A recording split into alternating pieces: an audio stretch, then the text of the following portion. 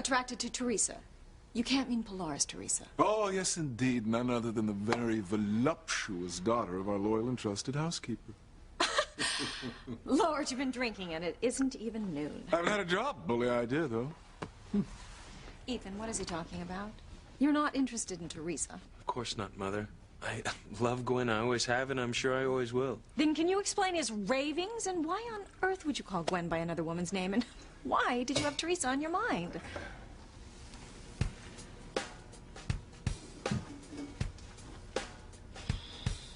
It was you, wasn't it? You said something to Ethan about Teresa before Gwen came over. Give it a rest, will you? I haven't even done a crossword puzzle. What did you say, Julian? I want to know. Mother, it's no big deal. Listen to your son, Ivy.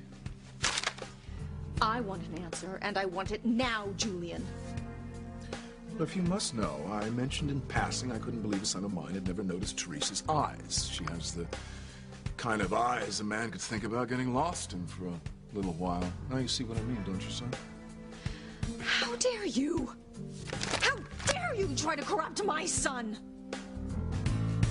How dare you try to pawn your unsavory fantasies off on Ethan? Oh, don't carry on so. Our son is a grown man. Father's right, Mother. I'm not a suggestible young boy. I have waited for years for you and Gwen to get to this point.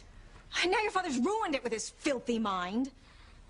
Oh, I will never forgive you if Gwen and Ethan don't get back together. Oh, as always, you're overreacting, my love.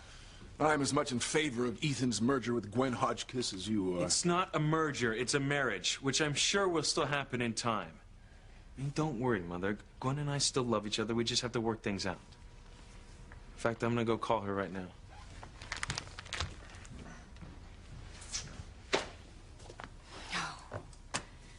You have gone too far this time, Julian. Spare me the three-penny operetics, Ivy. Let's just hope that Gwen makes Ethan a more realistic crane wife than you ever made me. Go to hell. If she has any common sense at all, she'll realize that Ethan's not only a healthy male with the usual drives of a young man, he's also a crane. I'm almost afraid to ask what you think you mean by that. You shouldn't have to ask at all. We've been married for God knows how many miserable years. Too many. No one tells a crane man what he can or cannot do behind closed doors, as long as he maintains the appropriate public face. Oh, is that how it works? Yes. You'd have saved yourself a lot of angst if you'd accepted that one little unwritten rule years ago. You see, the fact is, if Ethan wants to bed another woman, he has every right. Gwen must accept that. Before they're married, of course. Don't be funny, Julian. Getting married never stopped you. For centuries, men in power have been allowed their extracurricular dalliances. Everyone accepts that, Ivy, except apparently you. That is not the kind of marriage that Gwen and Ethan will have. Well, why don't you let Gwen decide that? She strikes me as being rather pragmatic, sophisticated young woman. In fact, I'll wager my entire utilities portfolio that Gwen already understands the rules for people like us. Oh, you disgust me. Well, clearly. But I've always felt disgust like beauty is in the eye of the beholder.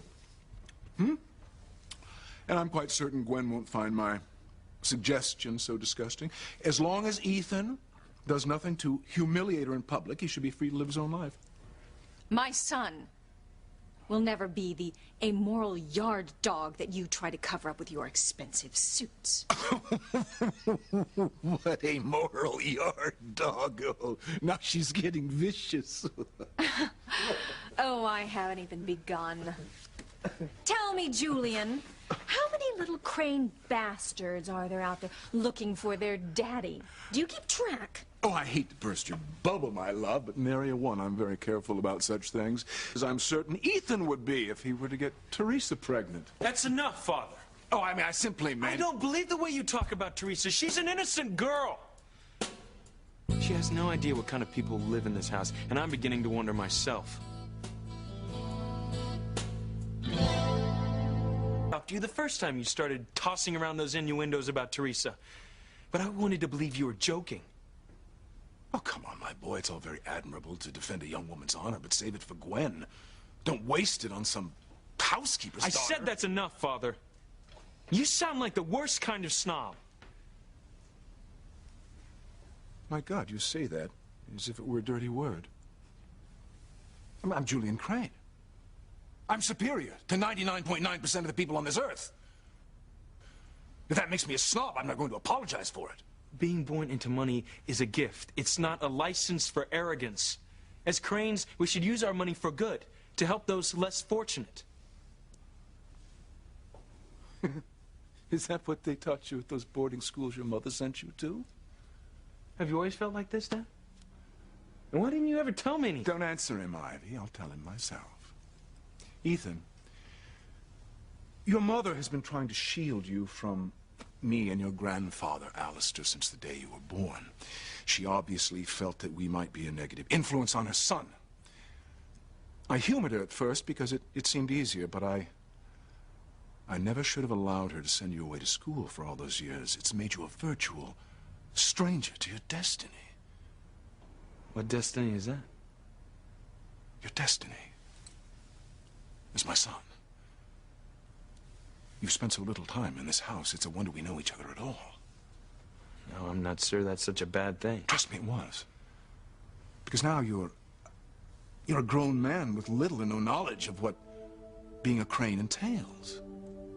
I know who I am, and I know who I want to be. What's the difference what my last name is? Being born a Crane makes all the difference in the world. Your mother's done you a grave disservice. I mean, she sent you to the finest liberal arts schools. But you might as well be a high school dropout because you've never understood the most important lesson of all, how Cranes conduct themselves in their personal lives and the business world. And if I don't want to learn that? Tough, as they say. You've no choice. It's who you are. It's your birthright. And all the other influences in the world, including your mother's namby-pamby sheltering, can't change the fact that you are Alistair Crane's grandson. And you're my son. You're a Crane through and through. You're cut from the same cloth. I don't buy that. You better start. The same things that were expected of me at your age are expected of you. The sooner you accept that, the easier it'll be. Don't look so pained. It'll come more naturally than you can imagine. It's in your blood, it's in your genes. You might be a little grateful, Ethan. Someday the entire Crane fortune will be yours, and with it, the power, the right, the obligation to behave as we choose. And you must get over caring about other people and realize that people like Teresa and her family were only put on this earth to serve us, to fulfill our needs, whatever they may be. Let's get something straight, Father. Look, I know I'm a Crane. I'm proud of my name and my heritage. I'm also proud to be your son. But I am my own man, and I will live my life as I see fit. And if we don't agree on it, so be it.